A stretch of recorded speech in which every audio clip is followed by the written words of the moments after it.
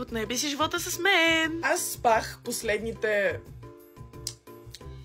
3 дена. Съд е 11:50. От 2:30 имам час да ходи патенцето да си бодне малко устно. Много, съвсем малко. Сега, както ги виждате с филтъра, даже толкова няма да са. Я даже съм ги начертала супер неспособно просто. Преди това обаче патенцето има да свърши страшно много неща вкъщи. Така само ако обърна камерата, виждате всичките ми гримове и мигли и хляб в леглото ми.